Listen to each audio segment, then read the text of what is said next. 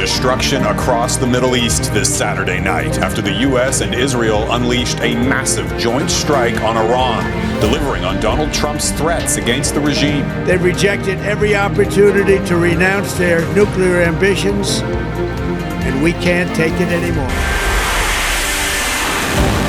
אנחנו לא אויבים שלכם. יש לנו אויב משותף. הכת הרצחנית של האייתוללה.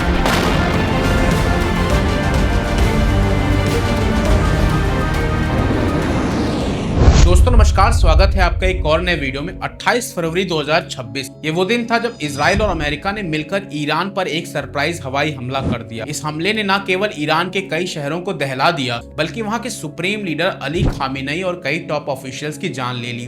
उनका पूरा कंपाउंड मलबे में तब्दील हो गया। लेकिन ये सारे इवेंट्स अचानक नहीं हुए। इस महाविनाश की स्क्रिप्ट पहले ही लिखी जा रही थी। पहले एक शॉर्ट क्रोनोलॉजी समझते हैं। अप्रैल 2024 में इजराइल ने सीरिया के डेमेस्कस में ईरानी दूतावास पर बमबारी की। जवाब में ईरान ने इजराइल जहाज MSC एरीज को सीज किया और 13 अप्रैल 2024 को इजराइल पर सीधा हमला बोला। फिर 19 अप्रैल को इजराइल ने दोबारा ईरान और सीरिया पर जवाबी कार्रवाई करनी शुरू कर दी। जून 2025 में इजराइल और ईरान के बीच 12 दिनों की वॉर हुई, जहां अमेरिका ने सीधे तौर पर ईरान के परमाणु ठिकानों पर हवाई हमला किया। फरवरी 2026 में विडंबना देखिए। एक तरफ ओमान की मध्यस्थता में अमेरिका और ईरान के बीच इनडायरेक्ट न्यूक्लियर नेगोशिएशंस चल रही थी। खबरें आ रही थी कि बातचीत आगे बढ़ रही है, लेकिन उसी वक्त अमेरिका मिडिल ईस्ट में 2003 के इराक हमले के बाद अपनी सबसे बड़ी सैन्य तैनाती कर रहा था। खामेनेई की हत्या के बाद ईरान ने भी पीछे हटने से इनकार कर दिया। ईरान ने सैकड़ों ड्रोन्स और बैलिस्टिक मिसाइल्स दाग दी। निशाना सिर्फ इजराइल नहीं था, बल्कि Qatar, Bahrain, UAE, Kuwait, Iraq, Jordan और सऊदी अरबिया में मौजूद अमेरिकी मिलिट्री बेस थे। यहाँ तक कि साइप्रस में ब्रिटेन का अकोत्री मिलिट्री बेस भी ड्रोन के हमले की चपेट में आ गया। ईरान से आ रही तस्वीरें दिल दहलाने वाली हैं। स्कूल, अस्पताल और ऐतिहासिक स्थल तबाह हो चुके हैं और बड़ी संख्या में आम नागरिक मारे गए हैं। लेबनान में हिजबुल्लाह ने भी मोर्चा खोल दिया है और दक्षिणी लेबनान में फिर से भीषण लड़ाई शुरू हो गई है। प्रेसिडेंट ट्रंप ने इस हमले के पीछे कई तर्क दिए हैं, जैसे कि ईरान से होने वाले किसी इमिनेंट थ्रेट यानी तत्काल खतरे को रोकना, ईरान की मिसाइल और सैन्य ताकत को खत्म करना, ईरान को परमाणु हथियार बनाने से रोकना, जो कि सबसे बड़ा फैक्टर कहा जा रहा है यहाँ पे, वहां के नेचुरल रिसोर्सेज पर नियंत्रण पाना और सत्ता परिवर्तन करके अपोजिशन को सत्ता में लाना। लेकिन यहाँ एक बड़ा ट्विस्ट है। खुद अमेरिकी पेंटागन और ईरान ने उन दावों को सिरे से खारिज कर दिया कि ईरान किसी हमले की तैयारी कर रहा था। यहाँ तक कि इंटरनेशनल एटॉमिक एनर्जी एजेंसी ने साफ कहा कि उन्हें ईरान के पास किसी स्ट्रक्चर्ड न्यूक्लियर वेपन प्रोग्राम का कोई सबूत नहीं मिला था। यूएन के सेक्रेटरी जनरल एंटोनियो गुटेरेस और दुनिया के कई देशों ने इजराइल और अमेरिका के इस हमले की कड़ी निंदा की है। लीगल एक्सपर्ट्स का कहना है कि यह हमला इंटरनेशनल लॉ के तहत ईरान की सॉवरेनिटी का सीधा उल्लंघन है। हालांकि यूएन सिक्योरिटी काउंसिल ने बाद में मिडिल ईस्ट के देशों पर किए गए ईरान के जवाबी हमले की भी निंदा की है। तो सवाल वही है, क्या सिर्फ एक शक की आड़ में किसी देश के सुप्रीम लीडर की हत्या करना जायज है? क्या सत्ता परिवर्तन के नाम पर आम नागरिकों के स्कूल और अस्पताल उड़ा देना सही है? जब बातचीत चल ही रही थी तो फिर इतनी बड़ी सैन्य घेराबंदी और सरप्राइज अटैक क्यों? इन सब चीजों को समझने के लिए हम उस बैक स्टोरी को समझने की कोशिश करेंगे,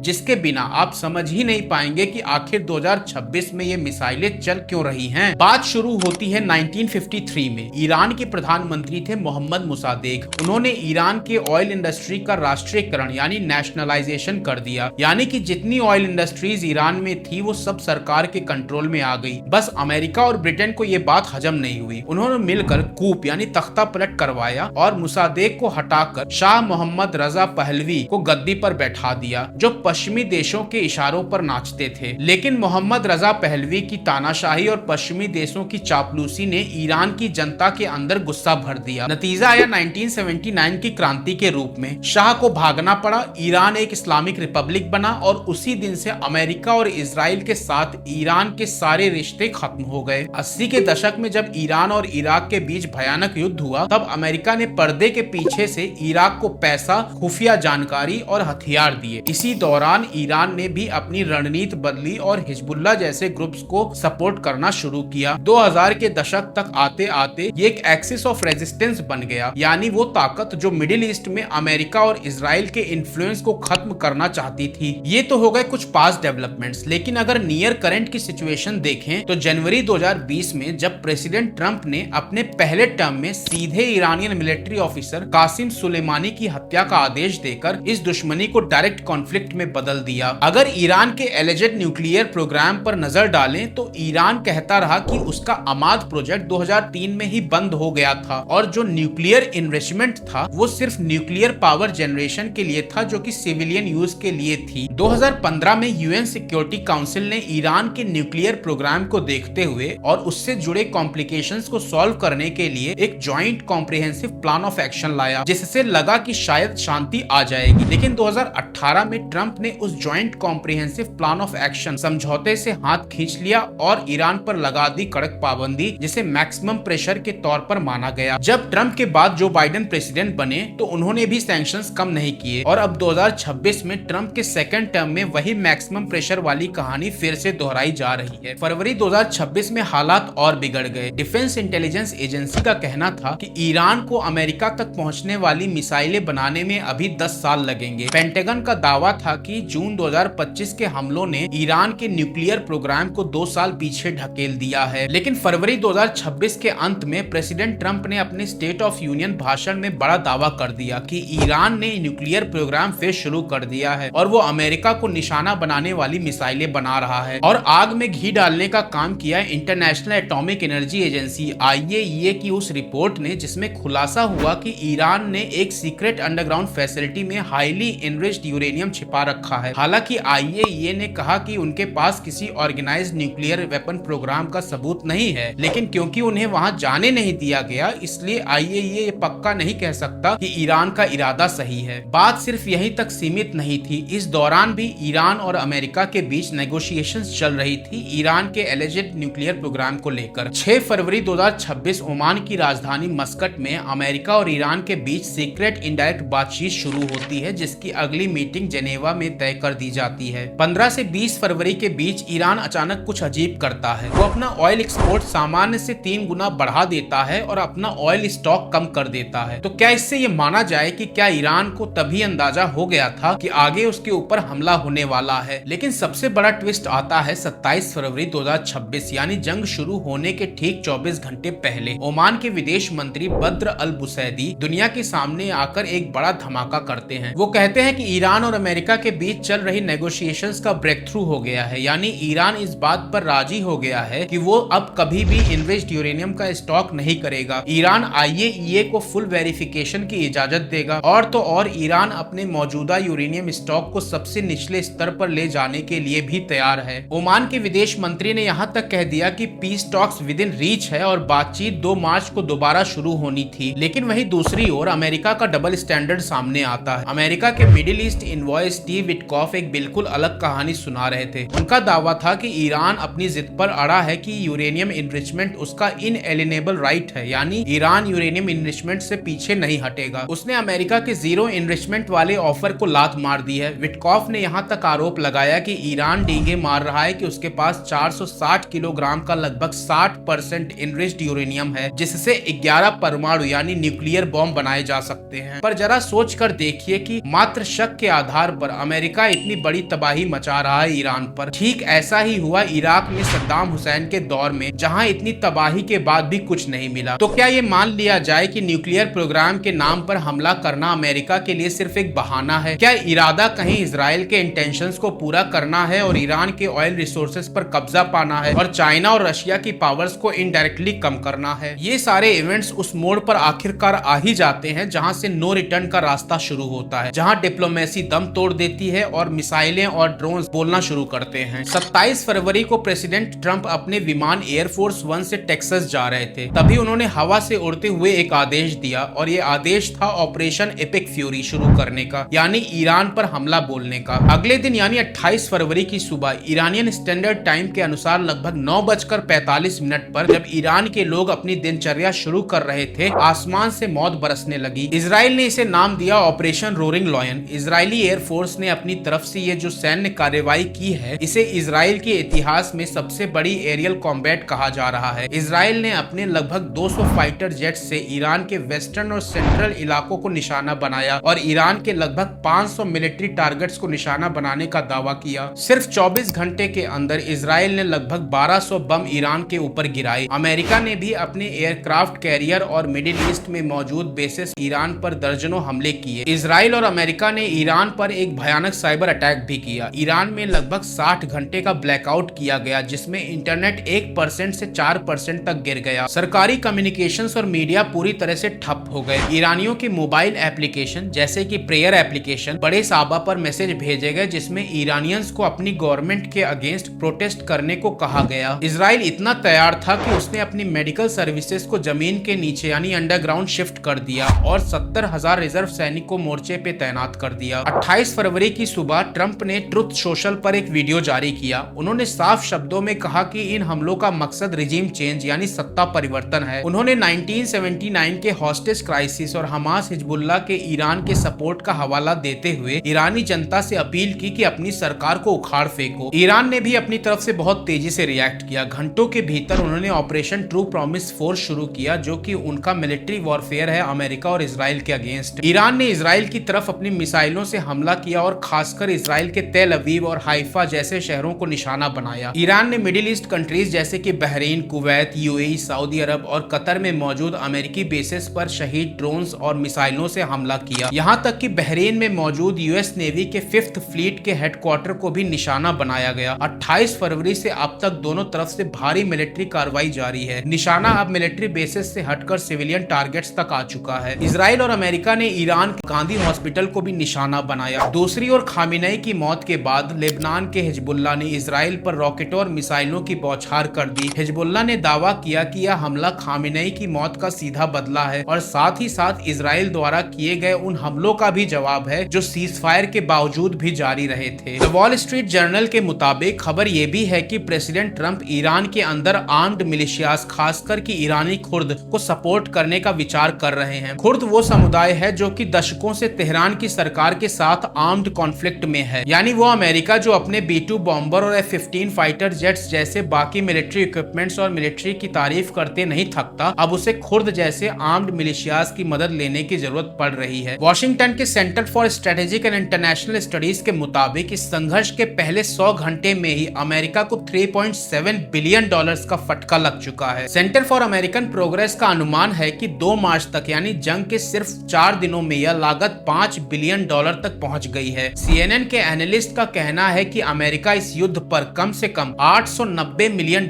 हर दिन खर्च कर रहा है और ये तो सिर्फ खर्च है। नुकसान की बात करें तो 11 मार्च तक ईरान के पलटवार ने मिडिल ईस्ट में मौजूद कम से कम 17 अमेरिकी ठिकानों को भारी नुकसान पहुंचाया है। यहाँ आता है इस वॉर का अमेरिका के लिए सबसे बड़ा आर्थिक संकट। ईरान के हमले सस्ते हैं लेकिन उनसे बचना बेहद महंगा है। इसके लिए थोड़ी गणित समझ लेते हैं। ईरान का एक शहीद ड्रोन बनाने की लागत मात्र $50,000 है। एक ड्रोन को हवा में खत्म करने के लिए 2 से 3 इंटरसेप्टर मिसाइलें दागनी पड़ती हैं। एक पैट्रियट इंटरसेप्टर की कीमत $4 मिलियन है और एक थार्ड इंटरसेप्टर की कीमत $12 मिलियन है। सोचिए ईरान 50,000 का एक खिलौना ड्रोन भेजता है और अमेरिका उसे गिराने के लिए $12 मिलियन खर्च कर देता है। ये युद्ध नहीं बल्कि अमेरिका के लिए एक इकोनॉमिक सुसाइड जैसा लग रहा है। पर इन सब के बीच ईरान के पास एक ऐसा प्रेशर पॉइंट है जिसने पूरी दुनिया की अर्थव्यवस्था की धड़कनें बढ़ा रखी हैं। अगर आपको ये लगता है कि ये जंग सिर्फ मिडिल ईस्ट के रेगिस्तानों तक सीमित है तो हमें और आपको इस पर फिर सोचने की जरूरत है। इसकी आंच अब आपकी जेब तक और आपकी गाड़ी के पेट्रोल और यहाँ तक कि आपकी रसोई तक पहुंचने वाली है। ये प्रेशर पॉइंट है स्ट्रेट ऑफ हॉर्मुज। दुनिया के कुल पेट्रोलियम लिक्विड्स के कंजम्पशन का 1/5 हिस्सा और समुद्र के रास्ते होने वाले तेल व्यापार का 25% से ज्यादा हिस्सा इस एक संकीर्ण रास्ते से होकर गुजरता है। मौजूदा हालात ये है कि स्ट्रेट ऑफ हॉर्मुज में अभी सॉफ्ट क्लोजर है, यानी पूरी तरह से बंदी नहीं है, लेकिन जहाजों का आना जाना बहुत मुश्किल हो गया है। 12 मार्च तक United kingdom maritime trade operations को पर्शियन गल्फ में जहाजों पर 16 हमलों की रिपोर्ट मिल चुकी है। ईरान के नए सुप्रीम लीडर मुश्तबा खामिनेई ने साफ कह दिया है कि अमेरिका पर दबाव बनाने के लिए स्ट्रेट ऑफ हॉर्मुज को बंद रखा जाएगा। हालांकि ईरान ने एक छोटी सी खिड़की खुली रखी है, यानी जो जहाज ईरान के साथ कोऑपरेट करेंगे उन्हें निकलने दिया जा सकता है। इस ब्लॉकेट के डर ने दुनिया भर के बाजारों में स्पेकुलेशन और डर का माहौल बना दिया है। इसके नतीजे बहुत भयानक होने वाले हैं। पेट्रोल और डीजल के दाम आसमान छूने वाले हैं क्योंकि सप्लाई चेन टूट गई है। पर्शियन गल्फ से गुजरने वाले जहाजों का बीमा यानी इंश्योरेंस और शिपिंग का खर्चा कई गुना बढ़ गया है। जब तेल महंगा होगा तो हर चीज महंगी होगी। यह दुनिया भर में महंगाई का एक नया दौर शुरू कर सकता है। भारत जैसे उभरते बाजारों के लिए यह दोहरा झटका है। एक तरफ गिरती करेंसी और दूसरी तरफ बढ़ता व्यापार घाटा। इन सब विवादों के बीच आखिर अमेरिका, जो सबसे बड़ी डेमोक्रेसी माना जाता है, जहां ह्यूमन राइट्स का खूब डंका पीटा जाता है, वही सबसे बड़ी ह्यूमन राइट वायलेशन करता हुआ और इंटरनेशनल लॉ की धज्जियां उड़ाता हुआ दिख रहा है। दुनिया भर के कानूनी जानकारों और अंतर्राष्ट्रीय संस्थाओं का मानना है कि अमेरिका और इजराइल ये जो हमला कर रहे हैं ईरान पर, ये पूरी तरह से गैर कानूनी यानी इलीगल है। इसके 3 बड़े कारण बताए गए हैं। पहला है यूएन चार्टर का उल्लंघन। यूनाइटेड नेशंस के चार्टर के मुताबिक किसी भी देश के खिलाफ यूज ऑफ फोर्स प्रोहिबिटेड है, यानी आप किसी की सॉवरेंटी को ऐसे नहीं कुचल सकते। दूसरा है सेल्फ डिफेंस का ड्रामा।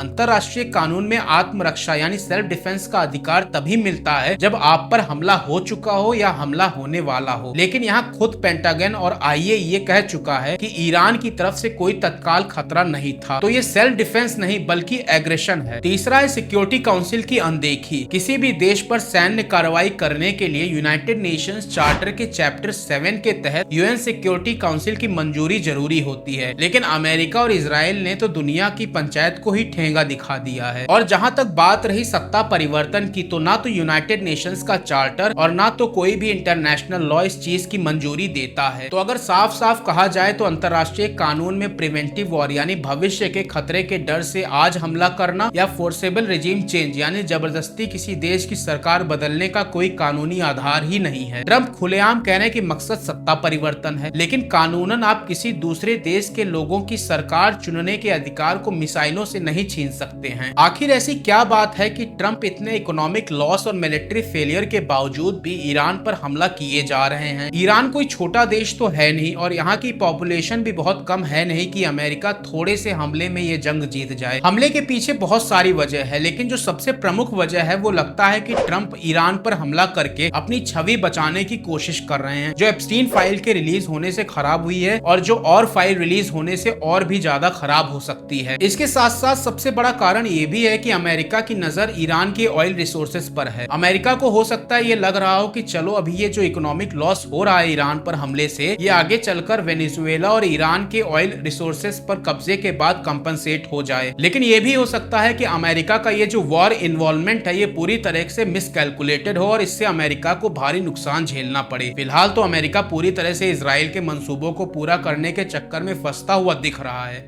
आपकी क्या राय है इस पर? अपना ओपिनियन कमेंट बॉक्स में शेयर करें। फिलहाल मुझे दें इजाजत। नमस्कार।